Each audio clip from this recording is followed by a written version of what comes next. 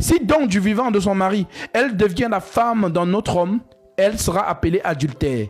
Mais si le mari meurt, elle est affranchie de la loi, de sorte qu'elle n'est pas adultère en devenant la femme d'un autre. Qu'est-ce qu'il parle? Il nous parle de quoi? Il nous a dit, il parle aux gens qui connaissent la loi. Est-ce que tu connais la loi? Alors si tu connais la loi, il parle de quoi? C'est une métaphore qu'il utilise. En fait, il te parle de deux hommes, deux époux. Jésus, c'est un époux. Moïse, c'est aussi un époux. Alors il est en train de t'expliquer que tu es marié à Moïse. Et tu ne peux pas devenir la femme de Jésus tant que tu es encore marié à Moïse. Il faut donc que, si tu veux être femme de Moïse, femme de Jésus, Moïse doit mourir. Parce qu'il nous dit qu'une femme est liée à son mari aussi longtemps qu'il vit. En d'autres termes, dans la pensée du Créateur, vos choses de divorce, là, c'est pour vous là-bas. Tant que l'homme qui t'a doté, qui t'a épousé là, il est encore vivant, tu es toujours sa femme, même si vous n'êtes plus ensemble. Voilà pourquoi une femme répudiée ne se marie pas. Voilà pourquoi Jésus dit, si un homme épouse une femme répudiée, il devient adultère. Parce que la répudiation, c'est comme une condamnation. Voilà pourquoi on doit écrire une lettre de répudiation à la femme. La lettre là fait en sorte que lorsqu'un homme va s'intéresser à elle, elle va dire à l'homme que je suis une femme répudiée. L'homme là va dire, donne-moi la lettre de la répudiation, je vais lire. Quand il va prendre la lettre, femme insoumise, femme rebelle, femme qui, quand elle est fâchée, elle met beaucoup de sel dans la nourriture de son mari. Femme vraiment très dangereuse.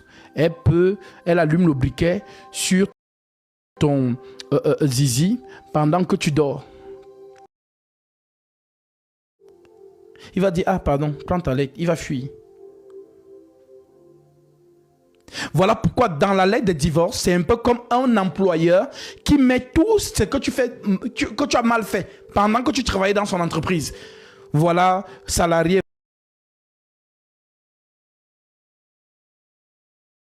C'est pas son hiérarchie, il est ceci, il est cela. Donc on te donne la lettre, tu as cette lettre-là. Pourquoi? Parce que quand tu vas chercher le travail ailleurs, on va te demander la lettre de recommandation. Tu as travaillé où avant? Maintenant, lorsque l'employé va voir ton CV, vraiment intéressant, CV très intéressant, franchement, vous avez le poste.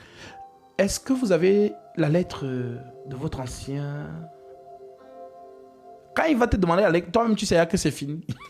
Parce que toi-même tu as lu la lettre là. Dès qu'il va prendre la lettre, il va lire tout ce qui a été mis dessus dans la lettre de recommandation. Vraiment. Nous sommes désolés, pourtant votre CV correspond vraiment à nos attentes. Mais votre lettre de recommandation est trop sale. Nous sommes désolés. Bon courage.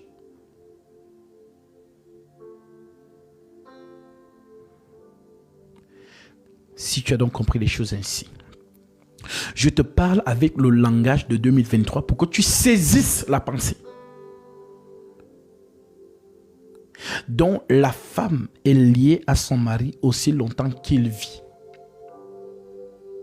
Alors, Paul te dit donc que si le mari meurt, elle est libre de se remarier à qui elle veut. Alors, si la loi,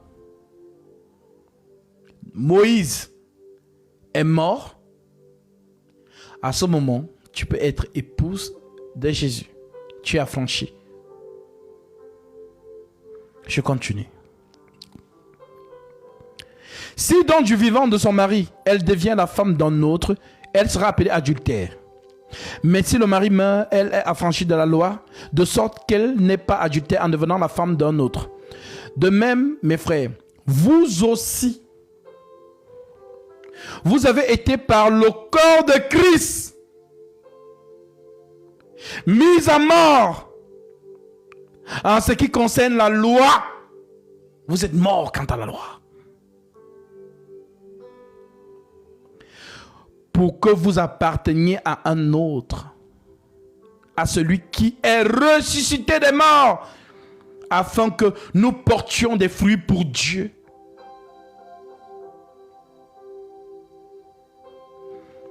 Venez à moi, vous tous qui êtes fatigués et chargés, et je vous donnerai du repos.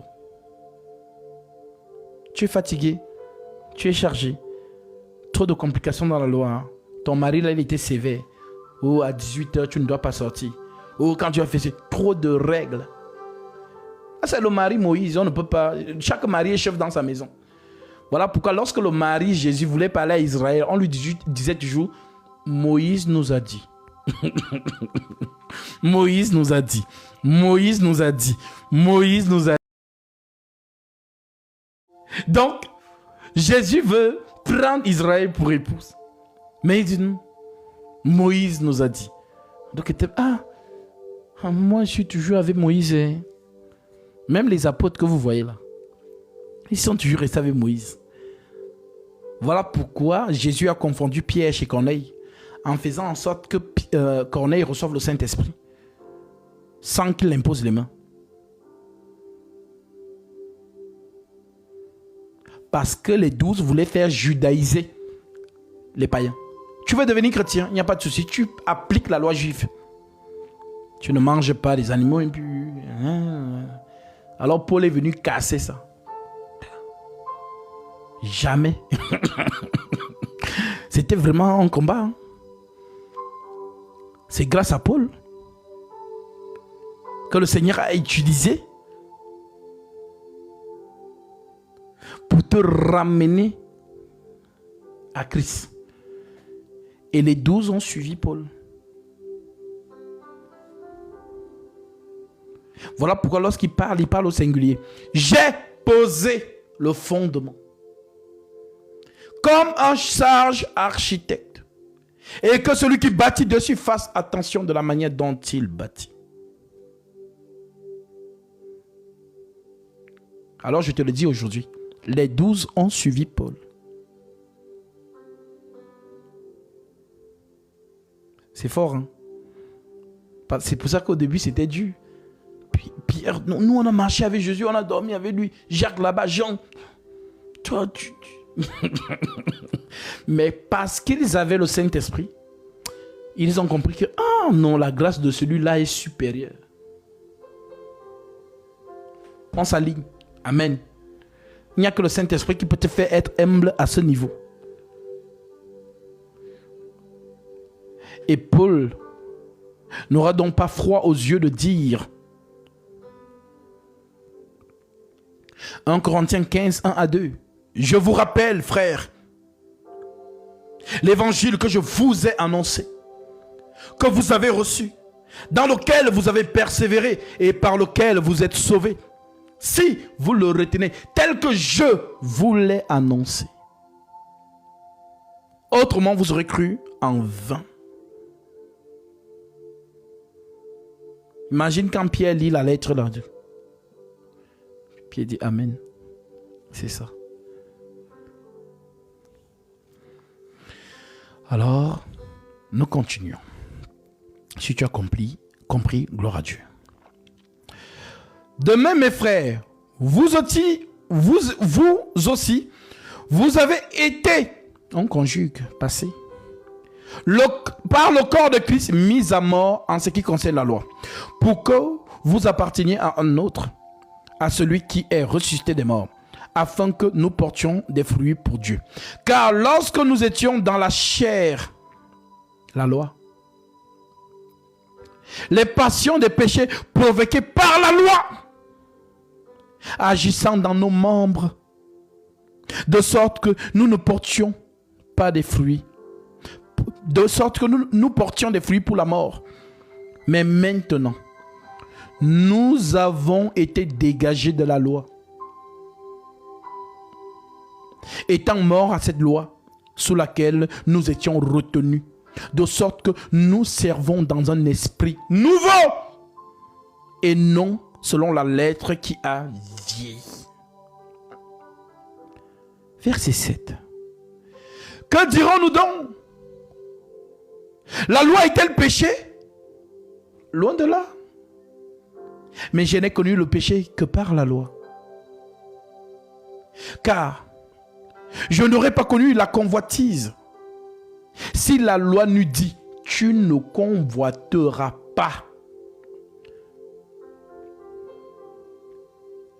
Et le péché, saisissant l'occasion, produisit en moi par le commandement toutes sortes de convoitises. Car sans la loi, le péché est mort. Et c'est merveilleux. Paul est en train de vous dire, dans cette phrase que l'Éternel donne, verset 16, Genèse 2, 16, l'Éternel Dieu donna cet ordre à l'homme, tu pourras manger de tous les arbres du jardin, virgule. Mais tu ne mangeras pas l'arbre de la connaissance du bien et du mal, car le jour où tu en mangeras, tu mourras. En d'autres termes, Dieu lui-même, il donne la grâce. C'est le même encore qui vient avec la loi.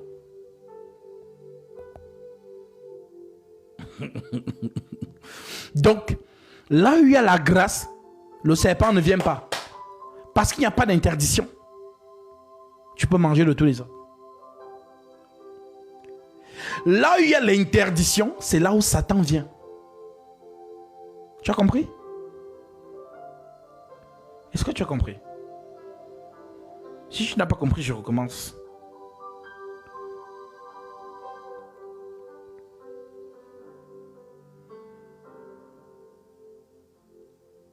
Donc, là où il y a une interdiction, c'est là où Satan vient.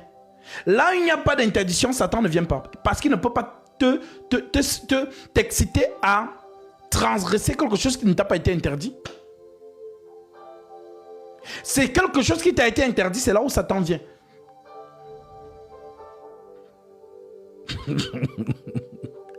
En aucun thème, là où il y a la loi, Satan est là. Là où il n'y a pas la loi, Satan n'est pas là. Voilà pourquoi le procureur de la République, c'est l'avocat des policiers. Lorsqu'un policier t'attrape, toi qui as transgressé la loi du gouvernement, le policier écrit vite au procureur. Le procureur prend et va vite chez le juge. Regarde cet individu. Selon l'article tel, il doit être condamné. Il est dangereux pour la société. J'exige 30 ans, 40 ans, 60 ans d'emprisonnement. J'exige la prison à vie pour cet individu. Tu comprends mieux les choses? J'espère. Alors,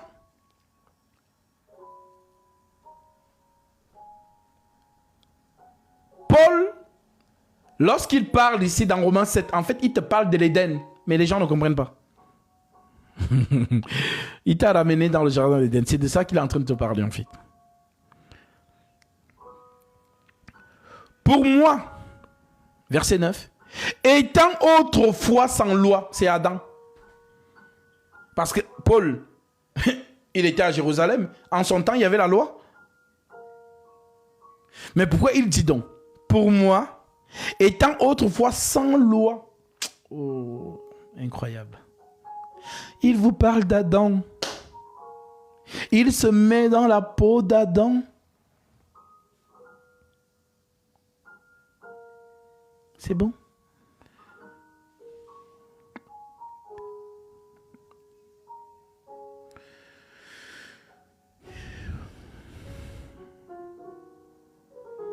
Pour moi, étant autrefois sans loi, je vivais. Mais quand le commandement vint, le péché reprit vie. Et moi, je mourus. Ainsi, le commandement qui conduit à la vie se trouva pour moi conduit à la mort. Car le péché saisissant l'occasion. Le péché, c'est qui? C'est Satan. Car le péché saisissant l'occasion me séduisit par le commandement. et par lui me fit mourir. Il parle de sa femme. La loi donc est sainte. La loi est sainte. Et le commandement est saint, juste et bon. Ce qui est bon a-t-il donc été pour moi une occasion de mort? Loin de là. Mais c'est le péché, Satan, afin qu'il se manifestât comme péché en me donnant la mort par ce qui est bon, et que par le commandement, il devient condamnable au plus haut point. Incroyable. Équation de Dieu. Et je ne sais pas si tu as compris. C'est ce que Paul te dit là. Paul te dit que la loi est un piège pour Satan. Qu'est-ce qui a manifesté Jésus en Israël? Lisons. Je lis. Prenons Jean. Où est l'autre Bible là? Voilà. Je prends ça très vite. Prenons Jean chapitre 1.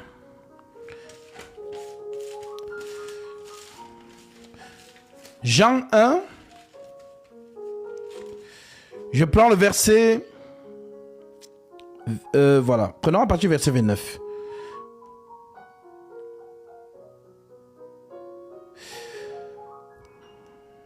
Je prends même à partir du verset 26. Jean 1, verset 26. Jean leur répondit, moi je baptise d'eau, mais au milieu de vous, il y a quelqu'un que vous ne connaissez pas. C'est celui qui vient après moi et qui est au-dessus de moi. Je ne suis pas digne de délier la courroie de ses souliers. Ces choses se passèrent à Béthéida.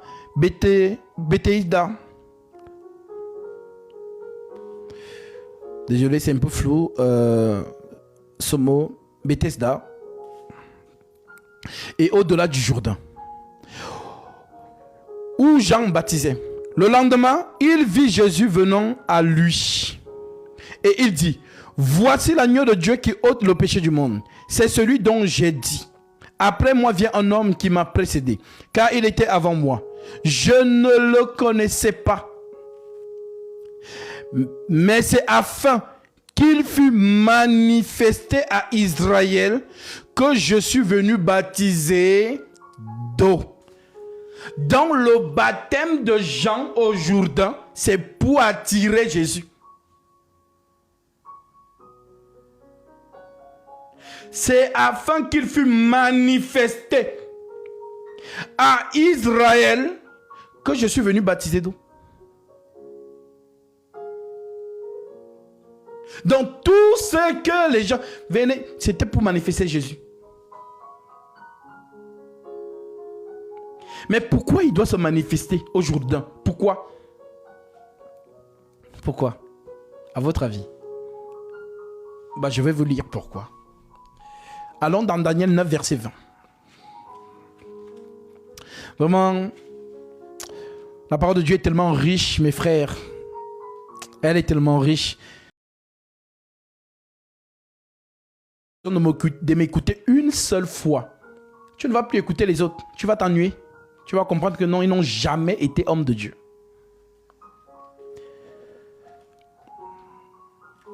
Daniel 9, verset 20.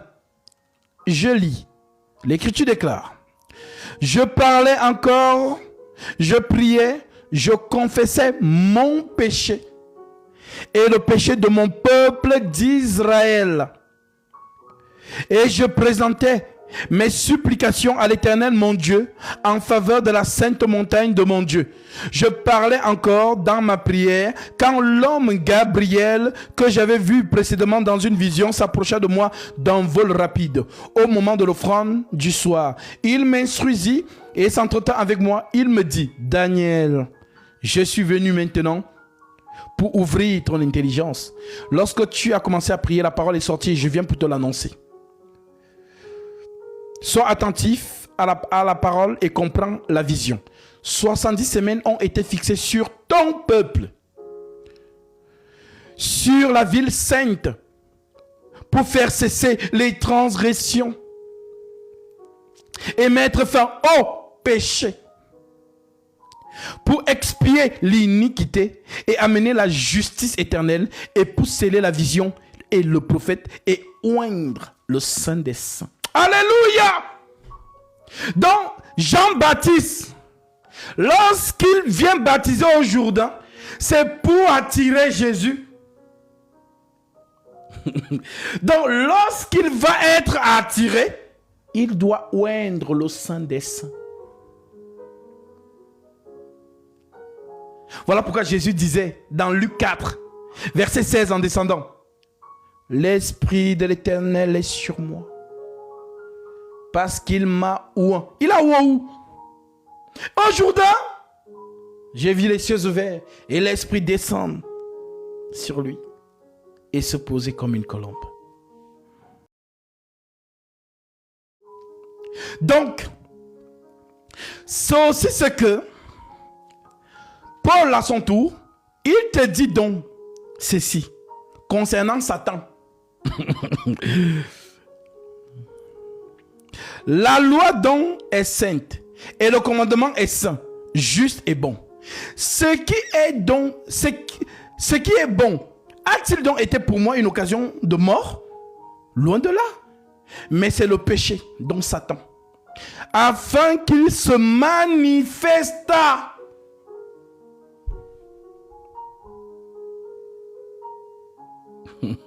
Donc, qu'est-ce qu'il manifeste, Satan? C'est la loi. Là, si tu n'as pas compris, je ne peux plus rien faire pour toi. On ne peut pas être plus clair que ça.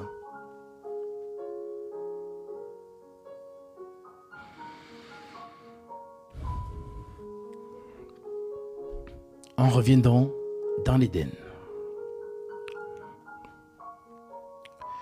L'Éternel Dieu donna cet ordre à l'homme. Tu pourras manger de tous les arbres du jardin, mais tu ne mangeras pas l'arbre de la connaissance du bien et du mal. Car le jour où tu mangeras, tu mourras. Alors, est-ce que Adam a mangé? Non.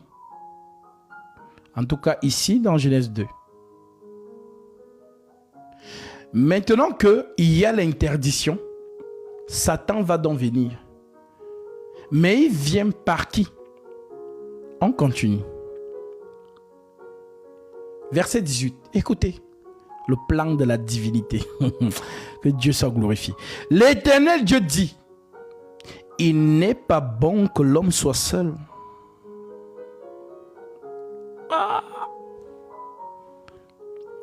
C'est là où les problèmes vont commencer. Parce que là, quand il était seul, le serpent n'est pas venu. Lorsque la femme donc est suscitée, le serpent vient. Shalom mon frère Prince, je pensais justement à toi. J'espère que tu te portes bien.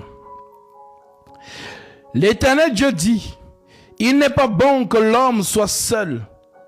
Je lui ferai une aide semblable à lui.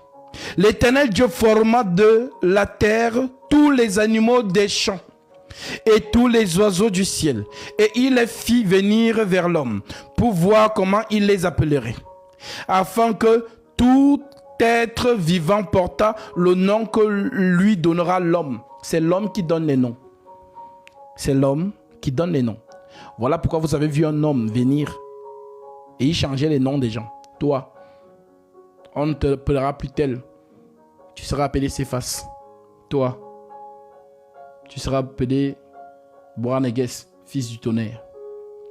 Il change les noms. Il donne les noms. C'est le second Adam.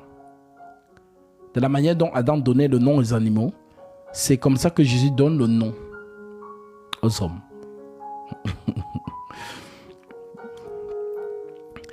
Et l'homme donna des noms à tous les bétails, aux oiseaux du ciel, à tous les animaux des champs, mais pour l'homme, il ne trouva point d'aide semblable à lui. Alors l'Éternel Dieu fit tomber un profond sommeil sur l'homme, qu'il s'endormit. Il prit une de ses côtes et renferma la chair à sa place. L'Éternel Dieu forma une femme de la côte qu'il avait prise de l'homme. Voilà pourquoi on vous dit que l'origine de la femme, c'est l'homme. Voilà pourquoi une femme ne peut pas prendre autorité sur l'homme. Voilà pourquoi dans le foyer, c'est l'homme le chef. Parce que la femme n'a pas de tête, n'a pas de pied, n'a pas de main. C'est une, selon la pensée de la divinité, la pensée de Dieu, c'est une partie de l'homme, c'est la côte de l'homme.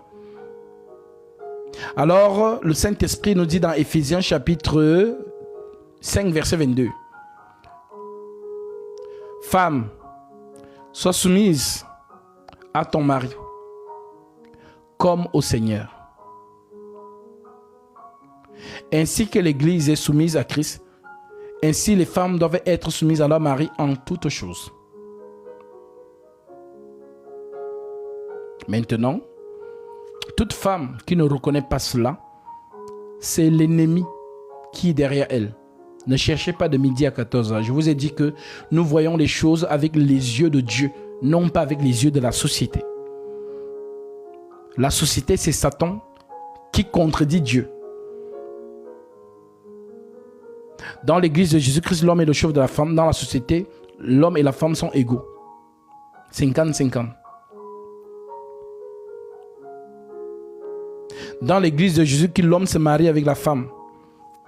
Dans la société, l'homme et l'homme se marient, la femme et la femme se marient. Donc la société contredit la parole de l'Éternel. Donc tout ce qui contredit l'écriture, c'est Satan. L'opposant, l'opposé. Alors, que celles qui ont les oreilles pour entendre, entendent. L'Éternel Dieu forma une femme de la côte qu'il avait prise de l'homme et il l'amena vers l'homme. Et l'homme vit, et l'homme dit, voici cette fois-ci, celle qui est os de mes os, chair de ma chair, celle on l'appellera femme, parce qu'elle a été prise de l'homme. C'est pourquoi l'homme quittera son père et sa mère, s'attachera à sa femme et les deux deviendront une seule chair. On parle de Jésus. C'est une prophétie qui annonce Jésus. Vous comprenez donc pourquoi dans l'église de Jésus-Christ, la femme n'enseigne pas? Parce que la première fois que la femme a enseigné, l'ennemi est entré.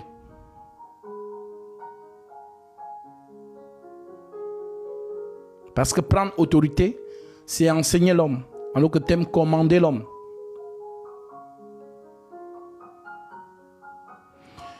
Que celles qui ont les oreilles pour entendre, entendent. Alors, une fois que vous avez compris ceci, allons donc voir comment Satan vient détourner cette femme. Nous sommes maintenant dans Genèse 3, verset 1. Excusez-moi, je prends juste un verre d'eau.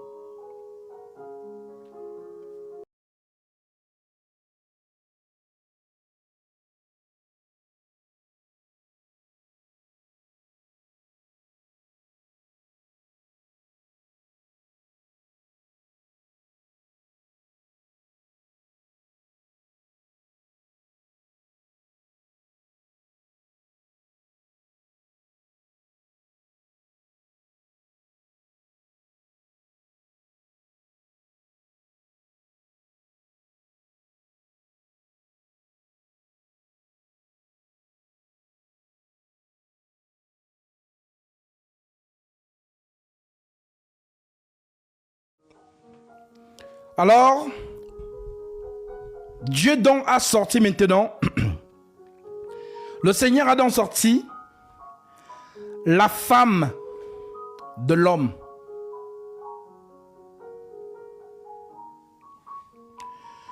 Alors le serpent vient. Le serpent était le plus rusé de tous les animaux des champs que l'Éternel Dieu avait fait. Il dit à la femme, Dieu a-t-il réellement dit, vous ne mangerez pas de tous les arbres du jardin?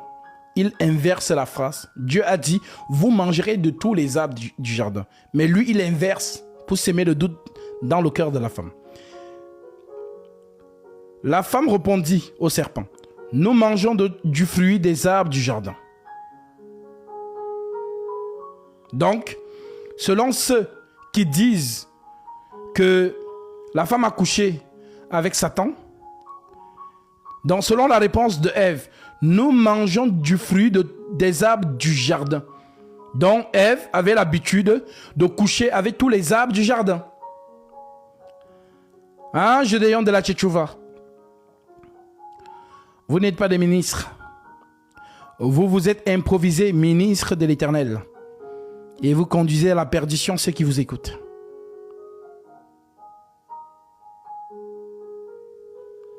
Alors je vous appelle à la repentance, à renoncer à vos faux enseignements et à confesser la vérité.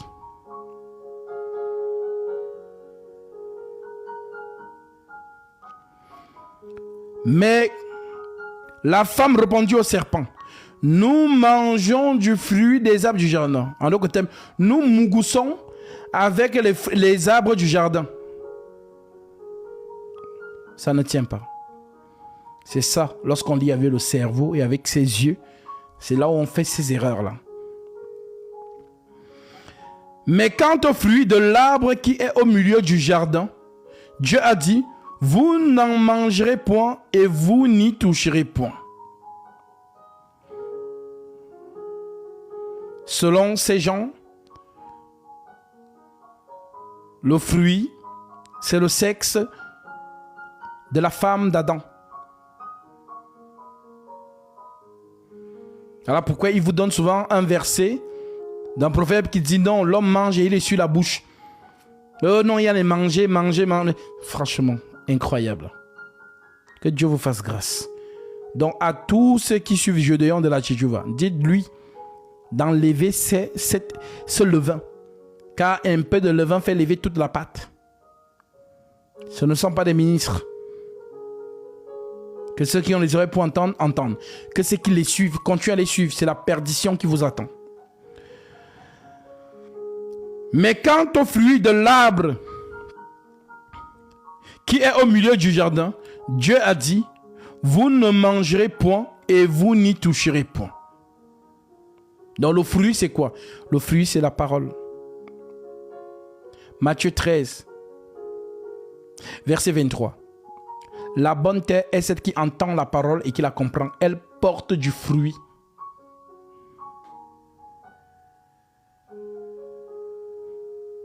Et le fruit, c'est la semence. Un semeur sorti. Il sème quoi? La semence, c'est la parole. Donc, Satan a conversé avec la femme.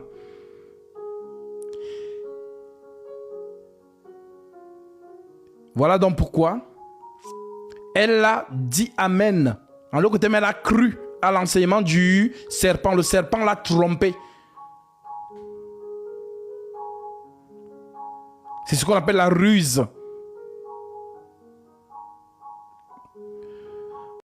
Mais quant au fruit de l'arbre qui est au milieu du jardin, Dieu a dit, vous n'en mangerez point et vous n'y toucherez point.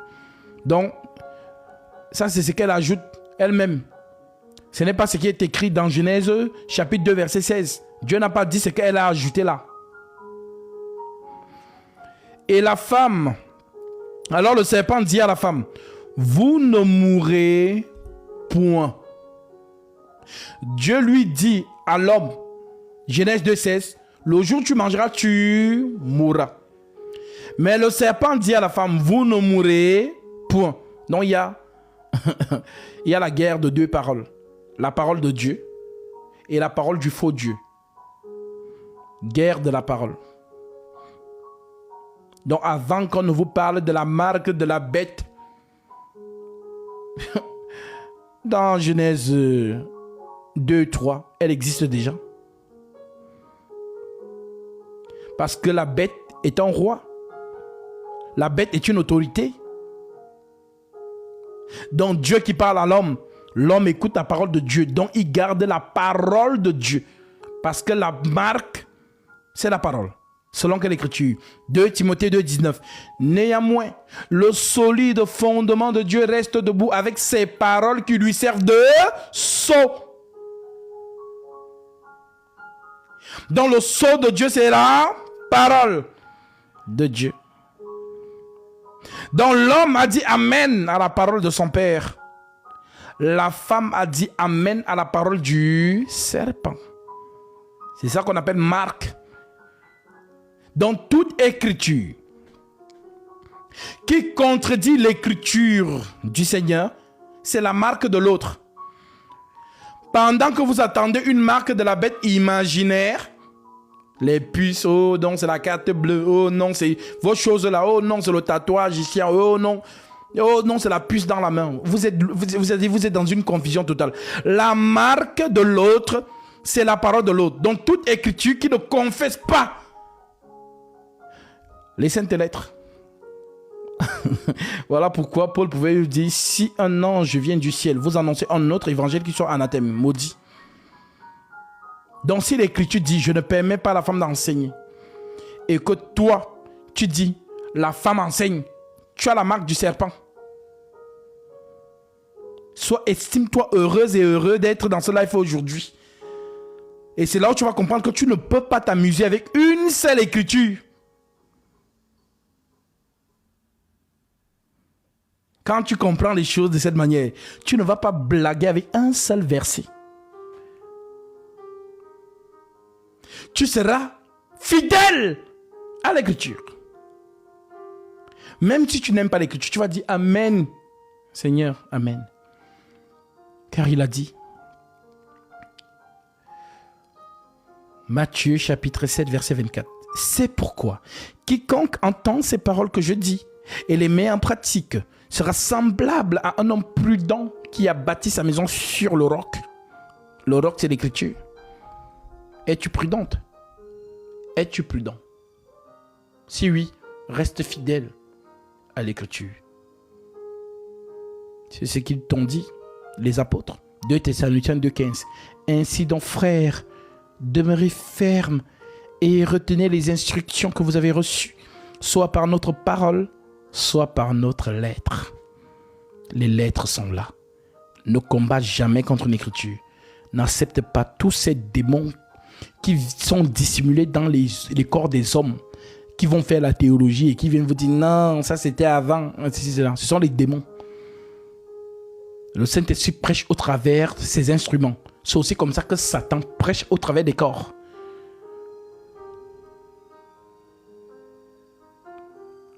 Donc toi, reste fidèle à ce qui est écrit. 2 Timothée 2, 1 à 2. Toi donc mon enfant, fortifie-toi dans la grâce qui est en Jésus-Christ. Et ce que tu as entendu de moi en présence de beaucoup de témoins, confie-le à des hommes fidèles qui sont capables de l'enseigner aussi à d'autres. La fidélité de la saine doctrine. Tite, chapitre 5. Allons lire. C'est important.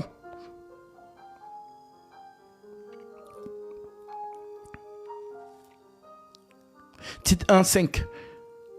L'Écriture dit, je t'ai laissé en Crète afin que tu mettes en ordre ce qui reste à régler et que selon mes instructions, donc selon mes enseignements, tu établisses des anciens dans chaque ville. S'il s'y trouve quelques hommes irréprochables, mariés d'une seule femme, ayant des enfants fidèles, qui ne soient ni accusés de débauche ni rebelles, car il faut que l'évêque soit irréprochable, comme un économe de Dieu, qu'il ne soit ni arrogant,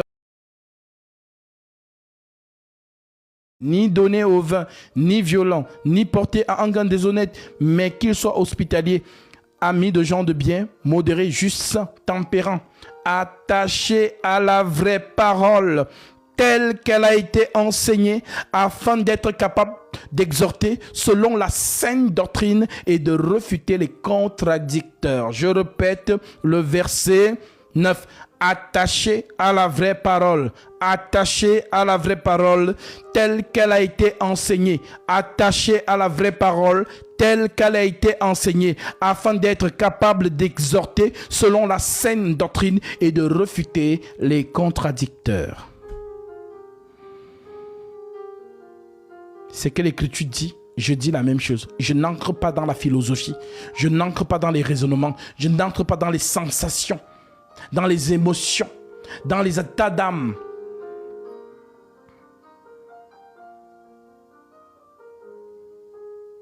Jérémie 17, verset 5. Maudit soit l'homme qui se confie dans l'homme et qui prend sa chair pour son appui et détourne son cœur de l'Éternel. L'Éternel, c'est l'écriture, le rocher. Que celles et ceux qui ont des oreilles pour entendre, entendent. En d'autres termes, la marque de la bête, c'est la parole de chaque bête. La bête est un roi. Conformément à Daniel chapitre 8, lorsque Gabriel donne l'interprétation à Daniel, il lui dit, le bouc que tu as vu, c'est le roi d'eux. Et le bouc est une bête.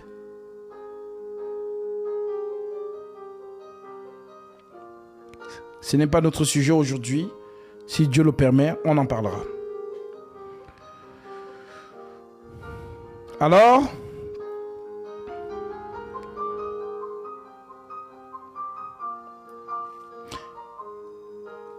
Alors le serpent dit à la femme, vous ne mourrez point. Mais Dieu sait que le jour où vous en mangerez, vos yeux s'ouvriront et que vous serez comme de Dieu, comme des dieux, connaissant le bien et le mal.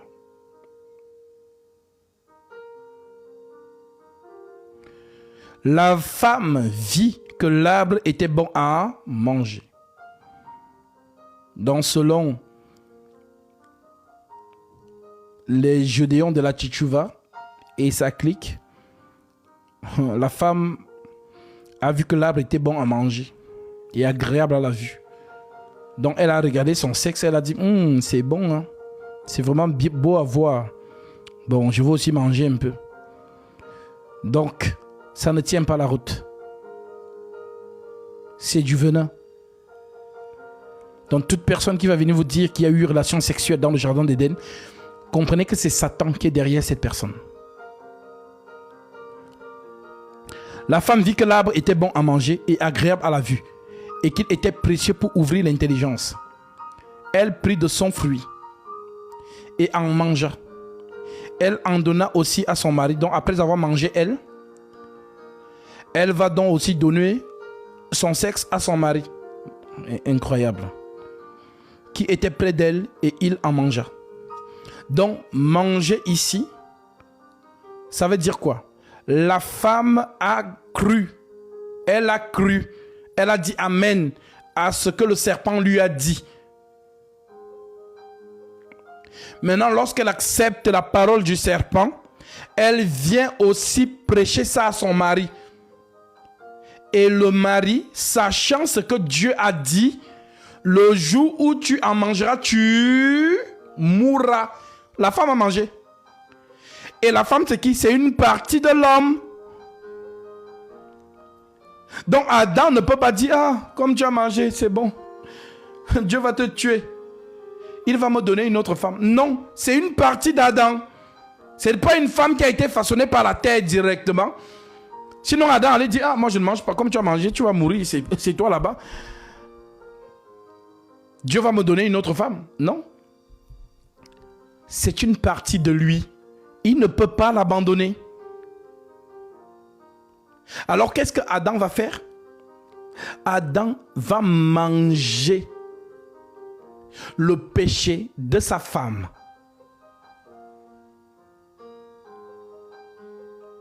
De telle sorte que si on la chasse, on le chasse aussi. Si on la tue, on le tue aussi. C'est l'amour.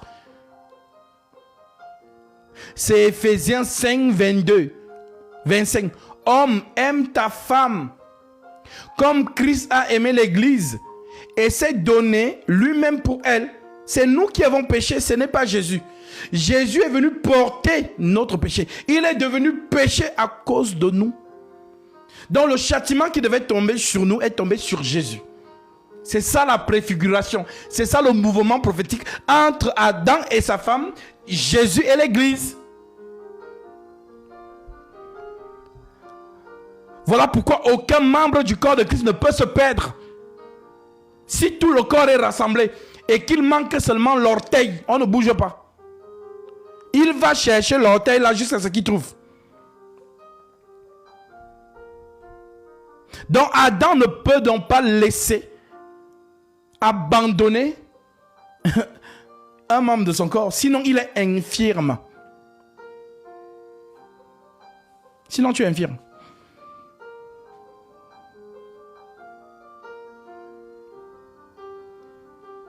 Alors, maintenant que vous avez compris cela,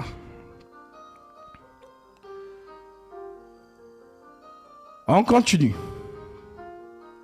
N'oubliez pas, nous sommes toujours dans Apocalypse 5.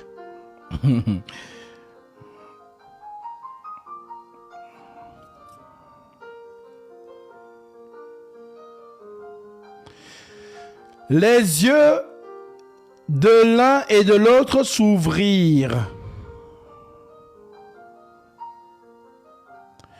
Germain, si je comprends bien, c'était dans le plan de Dieu. Mais rien n'est improvisé. Tout se passe à merveille, tel que Dieu l'a prédit. Il le dit lui-même, Ésaïe 44, Ésaïe 46, versets 9 à 10. Souvenez-vous de ce qui s'est passé dès les temps anciens. Car je suis Dieu et il n'y en a point d'autre. Je suis Dieu et nul n'est semblable à moi. J'annonce dès le commencement ce qui doit arriver. Et longtemps d'avance, ce qui n'est pas encore accompli, je dis, mes arrêts subsisteront et j'exécuterai toute ma volonté. Il n'y a pas d'accident dans le plan de Dieu. Tout se passe à merveille. Lamentation chapitre 3, versets 37 à 38. Qui dira qu'une chose arrive sans que l'Éternel l'ait ordonné? N'est-ce pas de la volonté du Très-Haut que viennent les maux et le bien? L'Éternel a tout fait avec un but, même le méchant pour le jour du malheur. Il n'y a pas d'accident. Tout se déroule à merveille. Je continue. Nous sommes au verset 7, toujours dans Genèse 3. Les yeux de l'un et de l'autre s'ouvrirent, et y connurent qu'ils étaient nus. Venons-en. Cette nudité. Parce que les gens pensent que nus, il n'avait plus les habits. Elle va commencer à cacher sa poitrine. Non, c'est pas ça. Ésaïe 46, verset 8 à 9. Souvenez-vous de ce qui s'est passé dès les temps anciens, car je suis Dieu et il n'y en a point d'autre. Souvenez-vous de ce qui s'est passé dès les temps anciens. J'annonce dès le commencement ce qui doit arriver. Et longtemps d'avance, ce qui n'est pas encore accompli. Je dis, mes arrêts subsisteront. Mes arrêts, en d'autres termes, mes projets, mon plan. Mes arrêts, peut-être mes arrêts, c'est un peu trop le français de Molière. Dans le français simplifié, c'est mon plan. Mon projet, mes décisions, effectivement. Mes arrêts subsisteront et j'exécuterai. Je exécuterai toute ma volonté. C'est sa volonté. Il n'y a pas d'accident là-bas que, vraiment, Satan est méchant. Comment Dieu fait sa création? Après, Dieu était même où il dormait.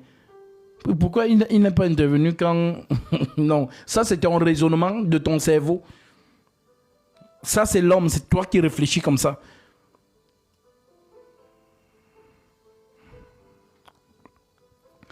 Lamentation, chapitre 3, verset 7 et verset 8. Verset 37 à 38 aussi. Alors, je continue. Les yeux de l'un et l'autre s'ouvrirent. Ils connurent qu'ils étaient nus. Donc, la nudité ici, c'est quoi? Est-ce que la nudité ici, ça veut dire que, ils n'ont pas les habits? Non. La nudité ici, c'est le péché. Donc, ils se rendent compte qu'ils ont péché. Gasmi, mais comment ça? Est-ce que tu as une écriture qui te soutient pour dire que la nudité, c'est le péché? Oui. Lisons Apocalypse 3, verset 18. Apocalypse 3, 18, l'écriture dit: je te conseille d'acheter de moi de l'or éprouvé par le feu, afin que tu deviennes riche, et des vêtements blancs, afin que tu sois vêtu et que la honte de ta nudité ne paraisse pas. Et un collier pour tes yeux afin que tu vois. Donc le vêtement blanc, c'est qui? C'est quoi le vêtement blanc? Le vêtement blanc, c'est Jésus. Nous avons revêtu Christ, la lumière. Donc, Adam et sa femme étaient des êtres lumineux dans l'Éden. La lumière, c'est la justice. Maintenant, lorsqu'ils transgressent la loi de Dieu, cette lumière s'éteint. C'est ça la nudité. Donc le péché, on parle de honte et des vêtements blancs afin que tu sois vêtu et que la honte de ta nudité ne paraisse pas. Maintenant, j'ajoute à ceci Zacharie chapitre 3, verset 1. Il me fit voir Josué, le souverain sacrificateur, debout devant l'ange de l'Éternel, et Satan qui se tenait à sa droite pour l'accuser. Donc Satan accuse Josué. Josué a fait quoi? Josué a péché. L'Éternel dit à Satan, que l'Éternel te réprime, Satan, que l'Éternel te réprime. Lui qui a choisi Jérusalem, n'est-ce pas là un tisson arraché du feu? Or, Josué était couvert des vêtements sales. Et le vêtement sale, c'est quoi? C'est le péché. Et il se tint debout devant l'ange. L'ange, prenant la parole, dit à ceux qui étaient devant lui, ôtez-lui, ôtez-lui, ôtez-lui les vêtements sales. Donc ôtez-lui le péché. Ôtez-lui le vêtement sale. Puis il dit à Josué, vois, je t'enlève ton iniquité. En d'autres termes, je t'enlève ton péché. Et je te revais, je t'habille. Je te revais d'habits de fête. L'habit de fête, c'est quoi? C'est la vie, c'est Christ. Et je dis qu'on mette sur sa tête un turban pur. Et ils mirent un turban pur sur sa tête. Et ils lui mirent des vêtements. L'ange de l'Éternel était là. Tu as compris? Donc le vêtement dont on parle, c'est Jésus. L'arbre de vie n'a pas été défendu à l'homme de manger. L'arbre de vie, c'est le vêtement blanc. C'est la source de l'immortalité. C'est la source de la vie. Donc l'homme était alimenté par l'arbre de vie. Voilà. Pêche à cause de sa femme pour protéger sa femme. Il est donc chassé. Lisons ça. Nous revenons dans Genèse, chapitre 3. Et l'Écriture dit, les yeux de l'un et l'autre s'ouvrirent. Et il connut qu'ils étaient nus. Donc ils sont dans le péché. Et ayant conçu des feuilles de figuier, ils s'en firent des ceintures. Maintenant les feuilles de figuier, parce que ici nous sommes dans les paroles allégoriques. C'est quoi les feuilles de figuier? Les feuilles de figuier représentent ici la loi. Donc l'homme qui essaye d'atteindre la perfection par la loi, mais il ne peut pas. Voilà pourquoi l'Écriture dit, si tu pratiques 9 commandements et que tu pêches contre un seul, tu es coupable de tous. L'homme ne peut pas se sanctifier lui-même. L'homme ne peut pas se purifier lui-même. Alors, les feuilles de figuier, lorsque le soleil va sortir, ça va sécher. Le soleil va brûler les feuilles de figuier. Voilà pourquoi Jésus a séché le figuier. C'est lui le soleil.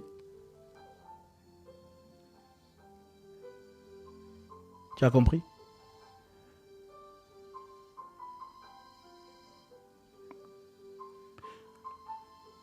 Le figuier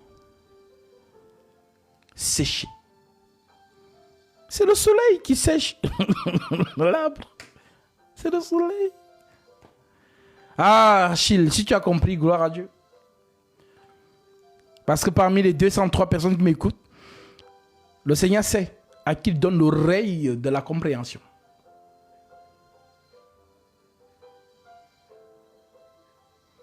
Donc le figuier ne peut pas justifier l'homme. c'est le soleil qui justifie l'homme. Le soleil de la justice.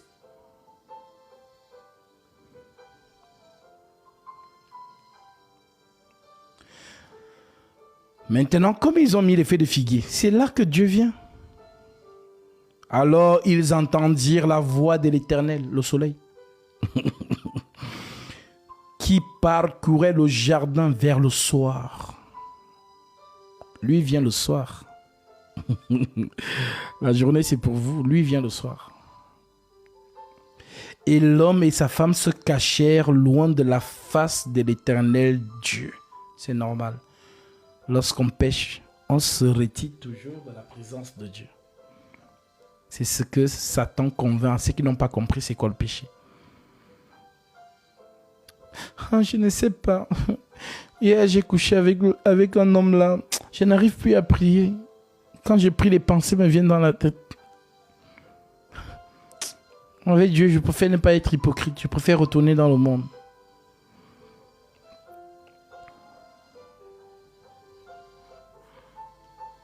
Donc, lorsqu'on commet un péché, on se retire, on se cache, on a honte.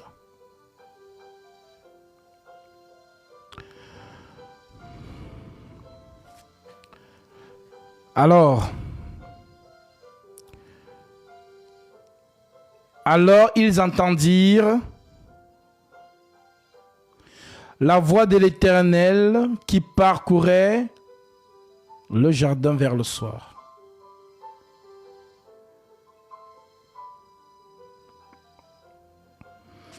Mais l'Éternel Dieu appela l'homme et lui dit, « Où es-tu » Il répondit, « J'ai entendu ta voix dans le jardin et j'ai eu peur parce que je suis nu, parce que j'ai péché. »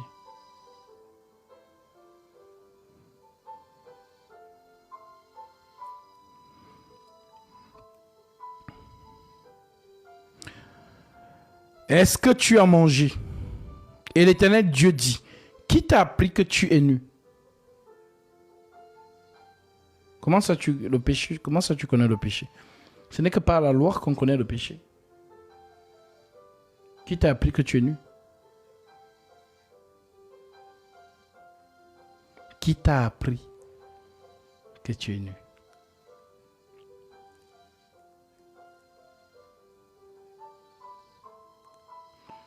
Franchement, j'espère que vous comprenez. Hein. Qui t'a appris? La phrase est qui t'a appris que tu es nu?